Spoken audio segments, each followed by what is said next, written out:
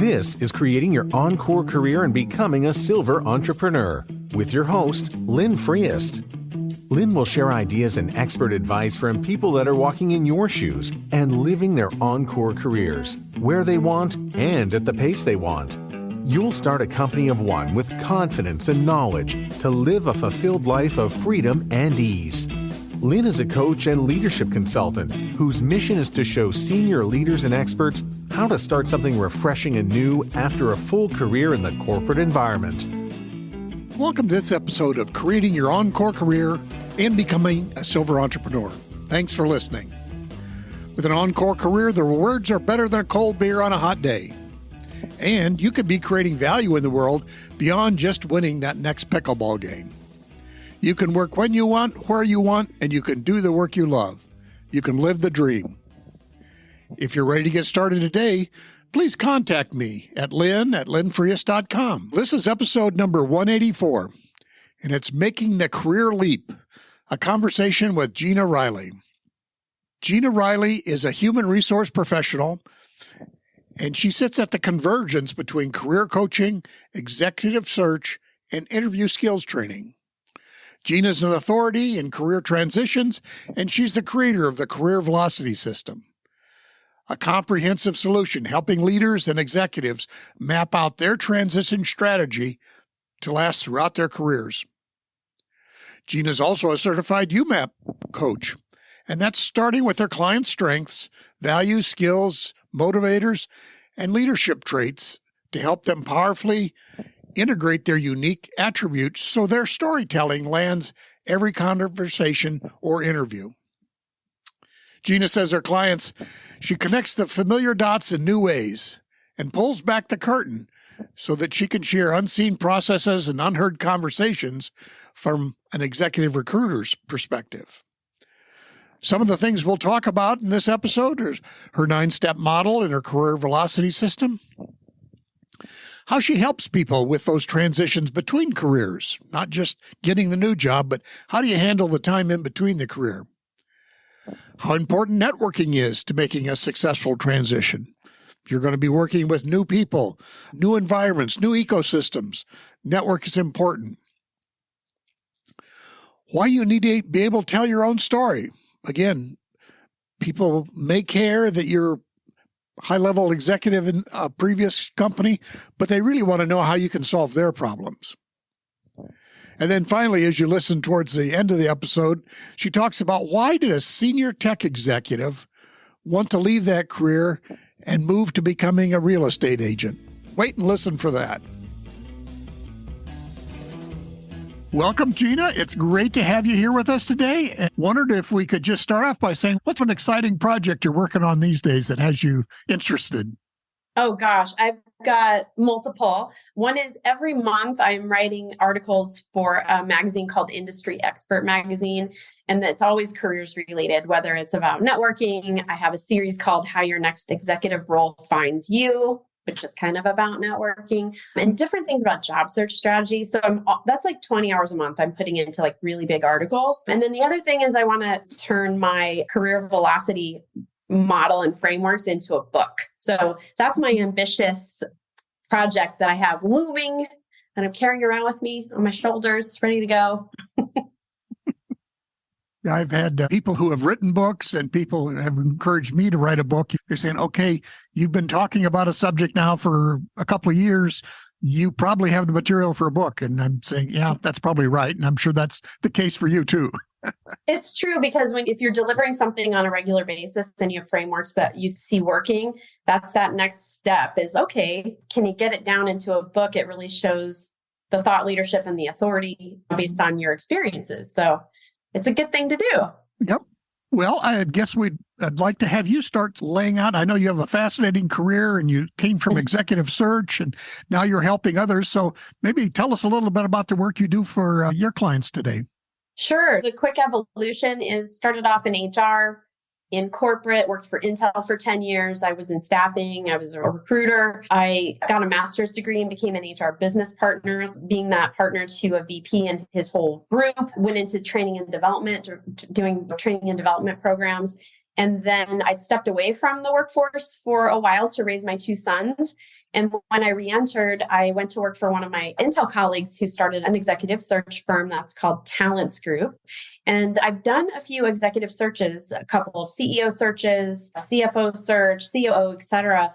But really what happened is she had needed a solution to help executives who were in transition and who would be asking for resume review and things like that. So over time, when I really dug into it, I realized it was a much bigger solution that the executive needed. It wasn't like, here's your new resume, off you go, and a magical job was going to appear. And so I spent about 18 months to 2 years developing this entire system to help people move through that, from creating that unique value proposition on the front end to the marketing, resume, LinkedIn, job search strategy and networking, and then a thought leadership component. So it's like this 9-step model that I created, and it takes us a few weeks to build all that up. And most leaders and executives I work with, because they're targeting fewer jobs out there, there's less of them, it can take them 6 months to a year to land. So I'm with them for a long time as I help guide them through that, help them with interview prep, et cetera. So one of the things I tell people that work with me is that as you leave your corporate career, and for whatever reason, one of the big shifts you'll take is a shift in mindset. And I'm guessing you find the same thing, that it's genuine. And we have habits of work. We have habits of whatever we do. And we've been doing it probably for a very long time.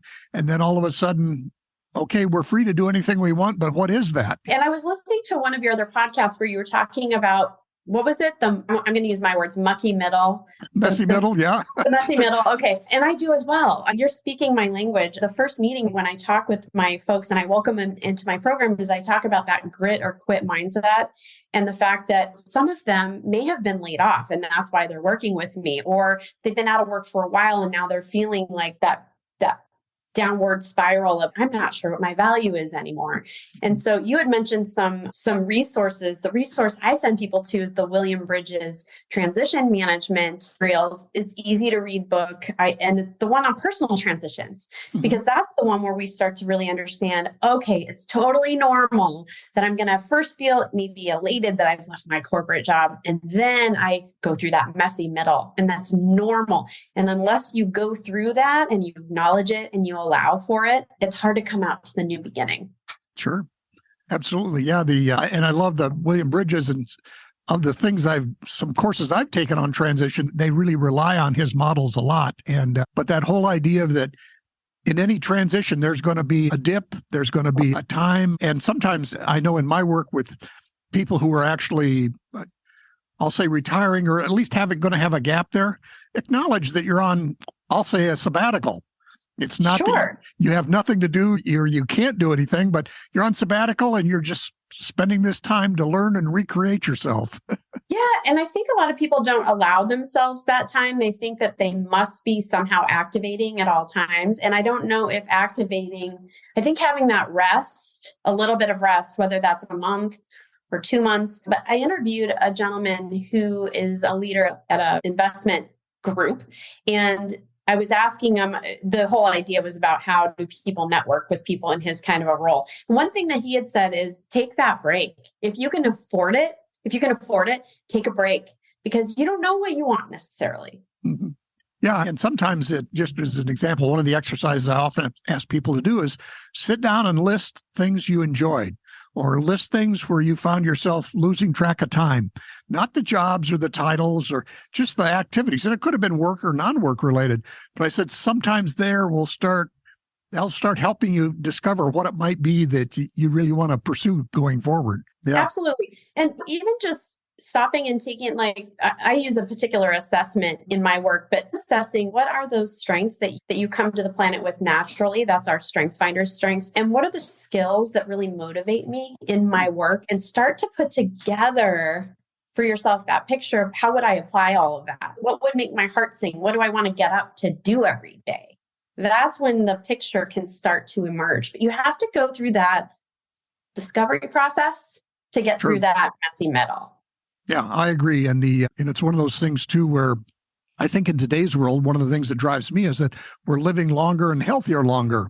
So all of a sudden people, if they think about their parents or grandparents, they were looking at a 10, 15-year picture after leaving full-time work maybe. Now that could be 20 or 30 years. So all of a sudden, people are saying, what, you need a 20-year plan at 60? And that could very well be. You may have different things you want to do moving forward. Yeah, my grandparents were sitting in their rocking chair watching the evening news and kind of sun up and sun down. And that's not the way it is anymore. It doesn't have to be that way, especially if you are healthy. I'm working with someone who's 69 right now who, was in corporate for his whole life and worked for a major global company. And the pandemic hit and had been laid off, which in that line of work wasn't a surprise. So he decided to finish a custom built house that he managed because he's like the most supreme project manager. And then now he's ready to get back to it. He's all done. And he's like, how am I going to position myself now? We're working on it. He's outstanding. So there's people out there just like that are 69 and 70 and so on who are like, I still have something that I want to offer. Oh, absolutely. Yeah. And the world needs it too. Again, my research is that the low unemployment now is also indicative of the fact that we're an aging society. And I think it's said 20% of the workforce soon could be over 60. So you can't really ignore that part of the workforce anymore. I think I'm going to have to pull that into my commentary with him so he can take that into interviews. Because, his elephant in the room is like, so I'm older, but I'm going to bring all this expertise. And he can lead people and teams and has seen a lot of things globally that someone in their 30s is never going to have seen. Well, I've certainly seen that even when I was in my full-time career, but certainly now is that everybody thinks the current recession or whatever is the worst ever. We've seen the fact that no, there have been several others. And my mother, who's 96, saw the Great Depression. And so nothing we've experienced is anything truly like those things. And no. So it's, I think, given people, and then what I've often told people too is, okay, I've made a lot of mistakes in life, so I can at least maybe help you avoid a few of them. Absolutely. The other thing I think is in terms of for individual perceptions or mindsets is, in fact, Becca Levy, a professor from Harvard, has done a study saying you can add about 7.5 years to your life by maintaining a growth mindset. And I think that's true. Again, a friend of my mother's who was 98 always had a project every year. And in the last year of her life, her project was to learn Italian. I think all of that makes a difference as you move forward. It could be different for everybody, but that's why I think some people, especially executives, they're used to striving for success. But there can be a spot, especially after the pandemic with everything turned upside down, people are more interested in what's the significance of what I'm doing or could be doing. Oh, yeah. And I think that we can turn to our Gen Z they're leading the way with that sort of a mentality. And they're a lot less wrapped up in the stuff of life, and they're a lot more tied into their purpose. So there's a lot to navigate between that and the boomer generation in our workplaces. There's something that we can learn from that. Mm-hmm. Yeah, absolutely. And again, I think we need to be mentors in the terms of we have something to share, but we can be learning. And I know this one group, Modern Elder Academy, that I work with, they really are interested in intergenerational conversations, whether it be in the workplace or outside the workplace, because they said we've tended to not isolate, but separate ourselves into these different age groups when it's not either good or necessary. Right. There's a lot to learn from each other. So what are you seeing as far as people who are interested in moving on to a new career? What are some of the things that you're noticing that you're helping people with? Yeah. So, career transitions can be really challenging. And some of the challenging transitions that people will approach me and say that they want to make is I've had a career in corporate for 25, 30 years, and I'd really like to do something with purpose. I'm ready to go to a nonprofit and be a leader there. That is a very challenging transition if you have not been laying the groundwork in advance. So what happens is when you arrive, and I know this because I've recruited 4 nonprofits, a couple of them.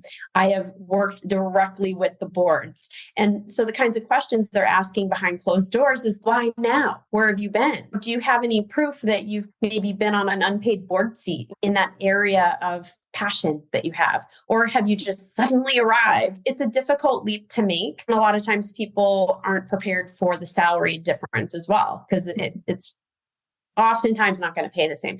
So the storytelling is very critical, and the navigating and the networking that you have to do is really important if that's something that you want to do. You're thinking, you're pondering it. Same as pondering a board seat. Oh, I'm going to head into retirement. I think I'll take on a board seat.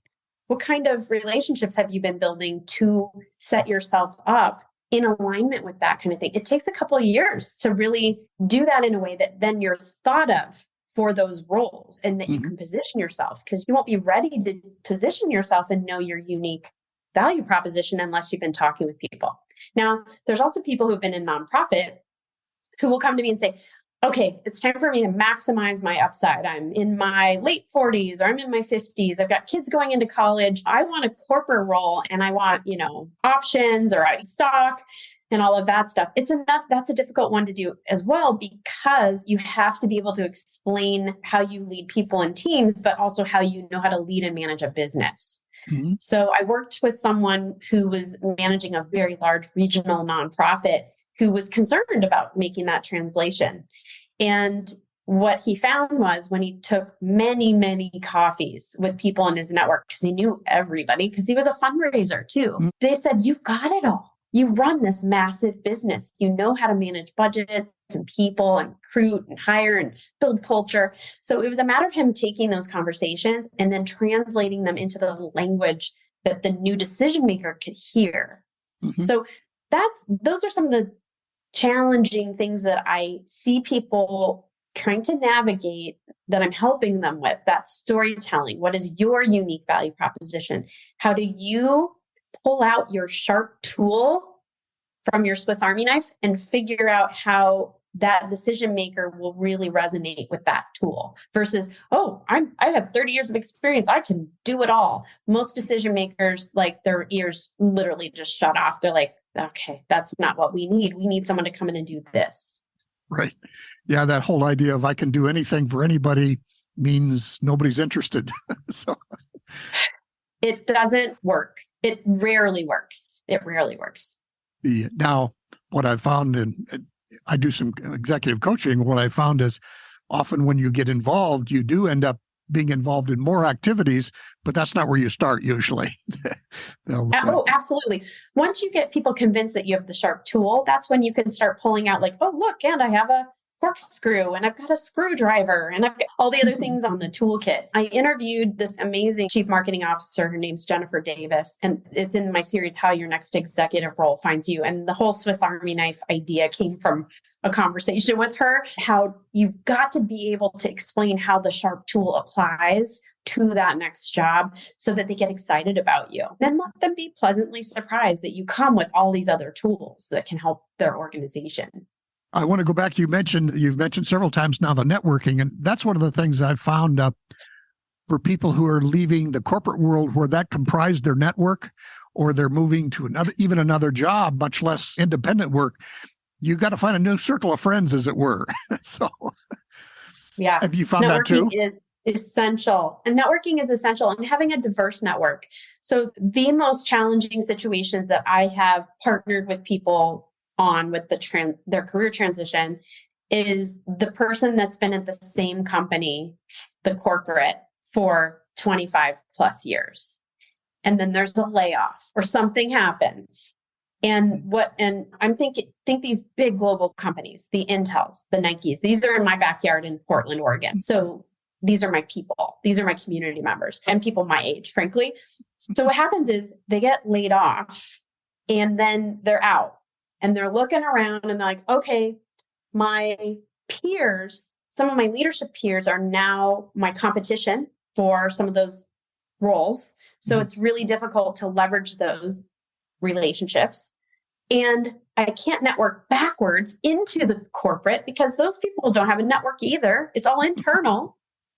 So they find quickly that their well runs very dry. And so they have to start from scratch and start figuring out, they need to take a lot of informational conversations and coffees to learn what's happening in these other companies to see what's happening out there. And it's a very confronting situation for people. It's really nauseating, I would say at first. Oh no, I got a network. The job's probably not going to fall in your lap. Yeah, and then this whole idea of, even for people that I found who are in corporate marketing, they don't necessarily know how to market themselves, and many other skill sets. Yeah, in my 40 years of, I never had to really market myself, but so I'm sure that's something you're teaching people too. Oh my gosh, yes. So I'm working with a chief marketing officer who is outstanding, helped grow a business over 20 years from 40 to 400 million. Outstanding brand. It's probably on all of our shelves. And when we started working together and we worked on that unique value proposition, and what I'm doing is I'm working with people for about 3 weeks in a row, building that up in storytelling, and I'm writing a synthesis for them in their first person voice. I'm like reflecting back all the things that I'm learning from them. And when I read that back to him, I wouldn't say he got super emotional, but he stepped back and took a big breath. He's like, oh my gosh, that's me. That's what I can do for people. That's how I show up as a leader. And what I told him, one of my favorite quotes is, it's hard to read the label when you are inside of the jar. Kristen Cherry, who's the author of UMAP, which is the assessment tool that I use, that's one of the things that I say all the time. And he said, yeah. He's a chief marketing officer, and he was having a hard time explaining what he could uniquely bring. Now he can do it, and he can do it within just a couple minutes. Sure. So that a whole idea of creating their story, could you say a bit more about that? Because I think all of us need to learn that kind of thing. Yeah. How do you do it, Gina? Okay, so the method that I have developed is I first use this UMAP career profile assessment tool. Anyone can take it. You don't have to have a coach. You can buy the book. I recommend taking the assessment. Just go right to myumap.com. It's $129. You can take it. You get your top 5 strengths from StrengthsFinder. You get your top values, which you need to define for yourself because they all mean something different for everybody. Your motivated skills and your burnout skills.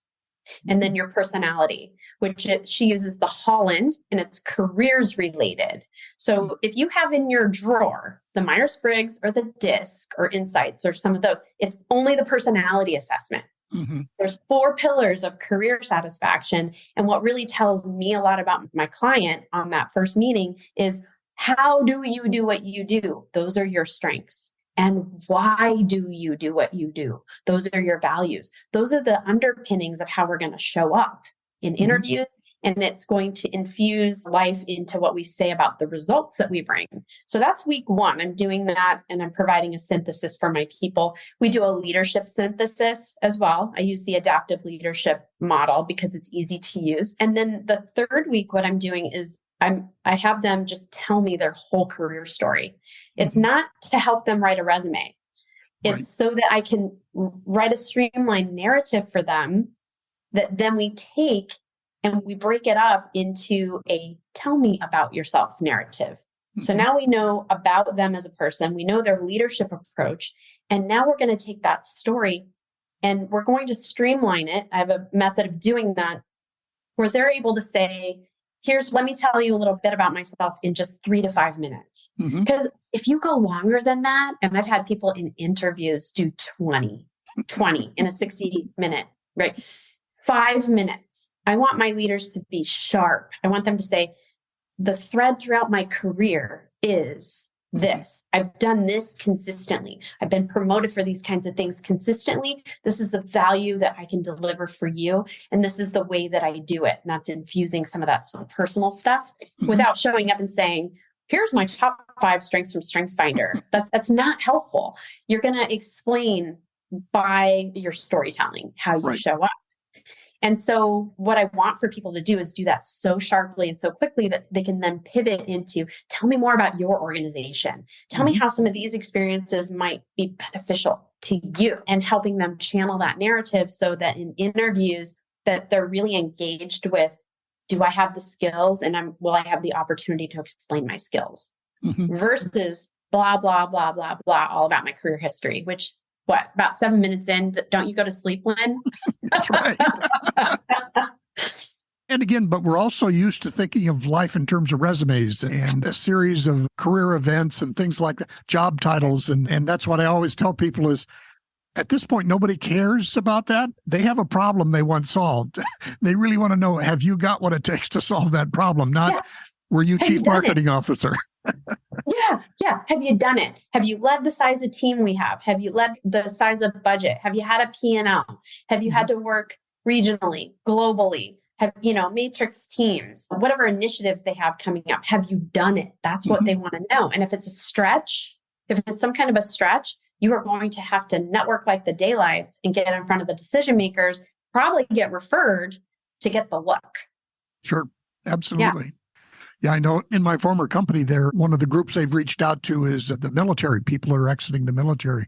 But I know from the company's perspective, they've thought long and hard as how do we understand how their experiences relate into the work we're doing now in manufacturing.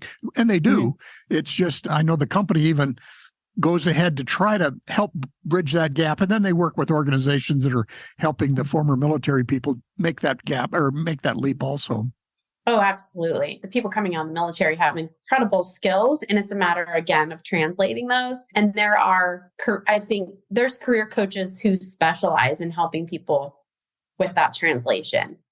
I'm not specifically one of them, but it's all about, can you take what you've done and then translate that for that next decision maker? And if you're bringing with you all the acronyms and the language from the past, the new people cannot hear or relate to, that's the problem. That's the translation. You're literally speaking a different language. Oh, yeah. I've had that more than anything with working with people from Nike. There's a language that you develop. And I worked at Intel. So definitely, and my husband worked at Intel too. So we have this language at home too, with each other.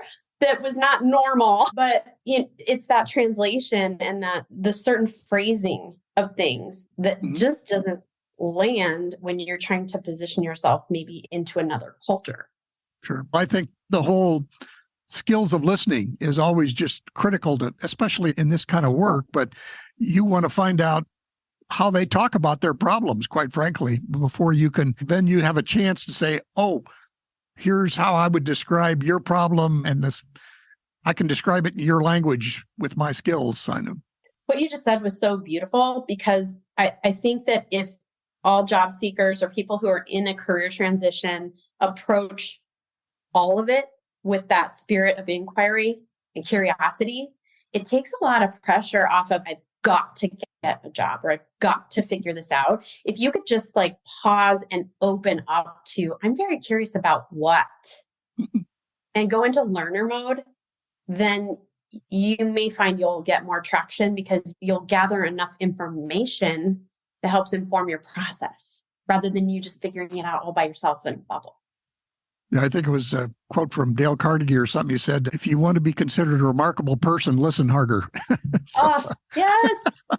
Another one of my stories that I really love, I interviewed a man named Shantanu Gupta. It was part of my series, the How Your Next Executive Role Finds You.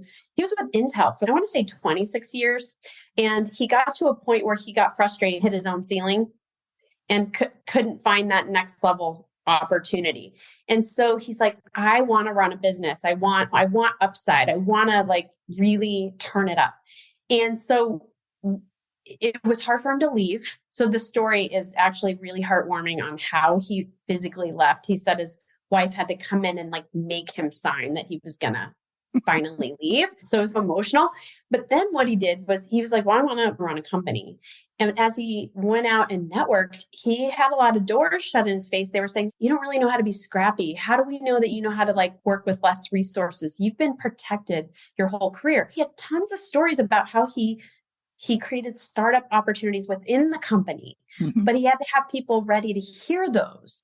So what did he do? He spent 3 years networking, taking informationals, taking people to coffee. Then he would offer these business, little mock-up business plans for people. Hey, you said these were your problems. Here's some ideas. And he would just give them to people. Sometimes they would hire him and pay him for consulting. That's how he got his CEO job, though, was he met with someone and that person was like, I think I need you. My new leader is going to be exiting and we need you. Boom. That did not go to market. That's the hidden job market. Sure.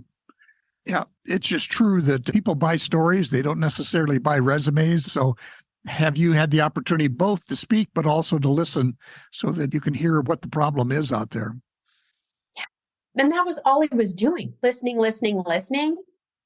interpreting, and then reflecting it back with his wisdom. Mm-hmm. And it took time, but think how much smarter he got. Oh, absolutely. Incredible.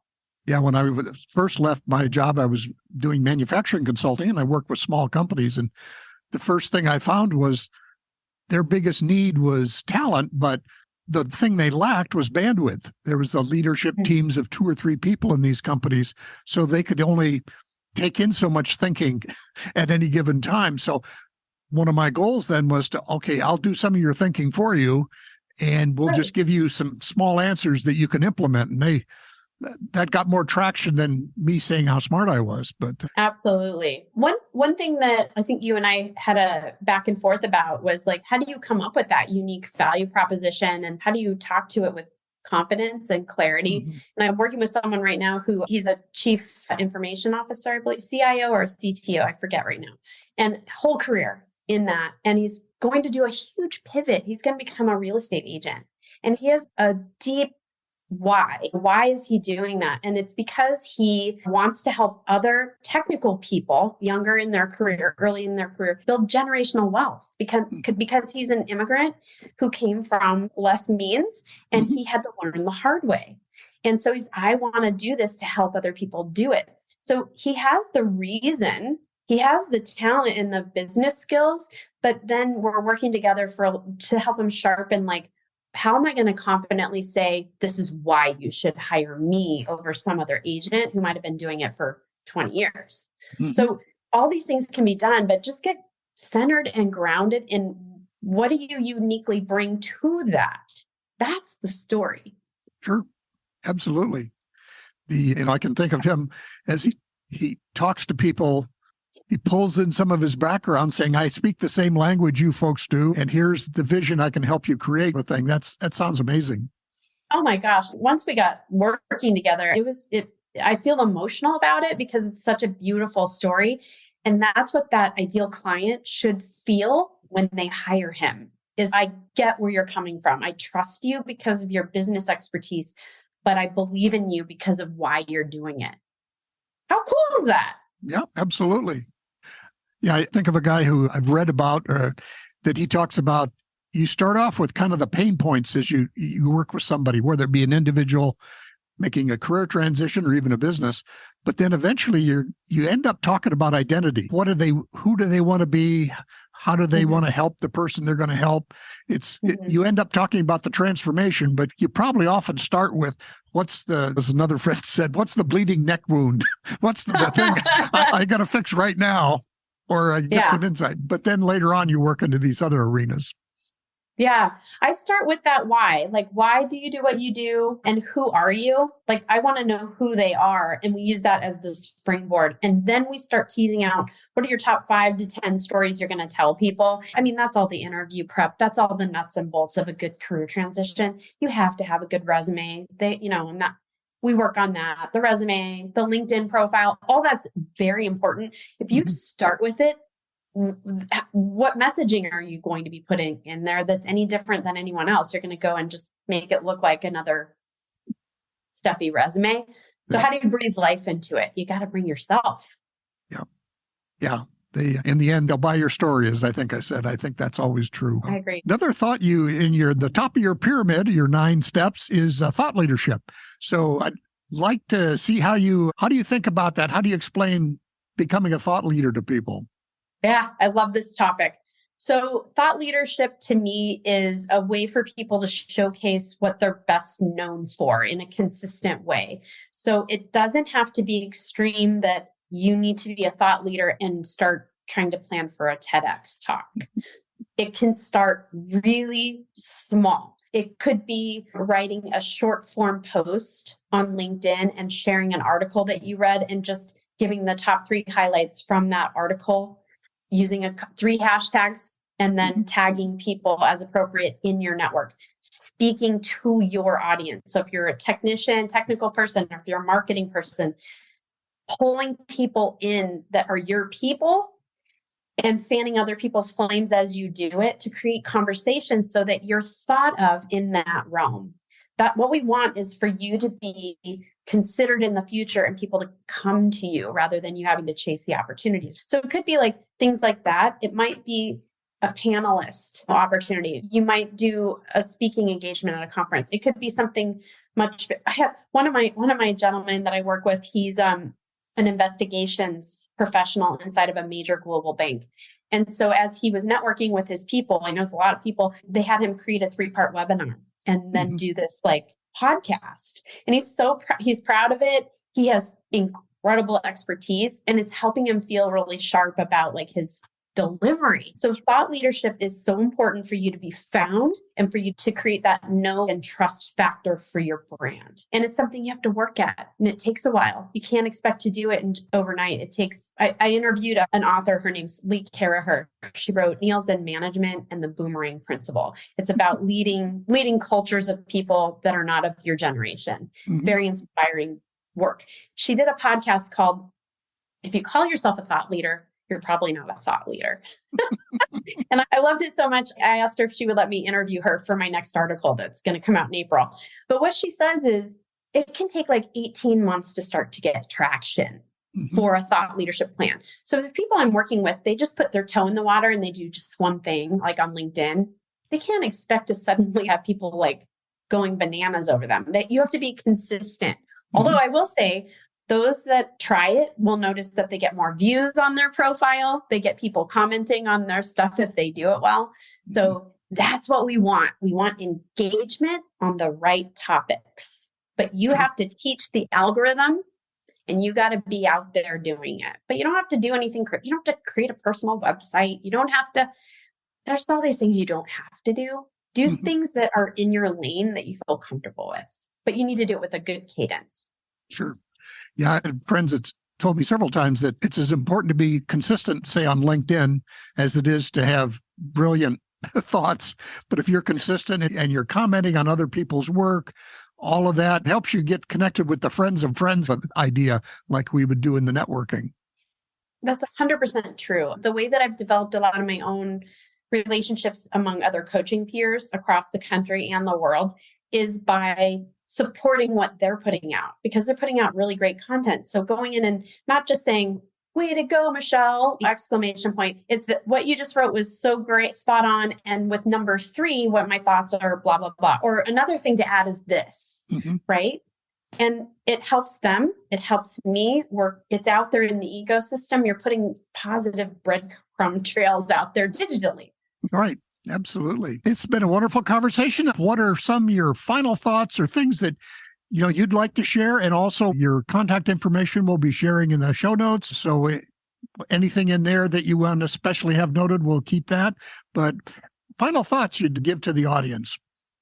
Final thoughts. If that Encore career is inside of you, you know it's there. Just make a plan for yourself on like how and start journaling or writing or thinking about what does that look like? What does it feel like? What do you want to be doing?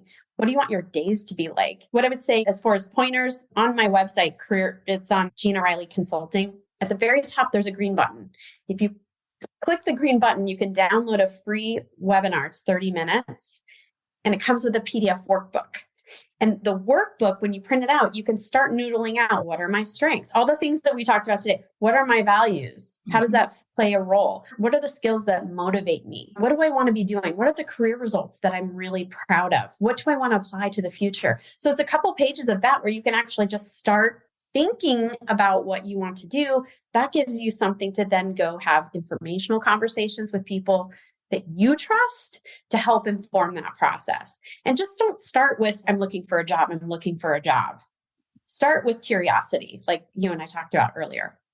Absolutely. And I could see where some of my audience that whatever they may choose to make those transitions into a second career, or as you said, you can help them with the profit to nonprofit or vice versa, people actually want to make that transition, we'll certainly connect you with them, and I'm sure you can help them out. Thank you. Hopefully, at least the guide can be a starting point. It's like, that's my breadcrumb out into the world, is like helping people who aren't prepared for coaching, or that's not what they think they need, but at least they can get a template of, oh, I hadn't thought about all these things. That's usually the surprising thing for people, is like, I don't know how I'm going to speak to all of this. Yep, absolutely. Many thanks again, Gina. I really appreciate sharing your wisdom and all your thoughts on this. Look forward to hearing more from you in the future as we follow each other.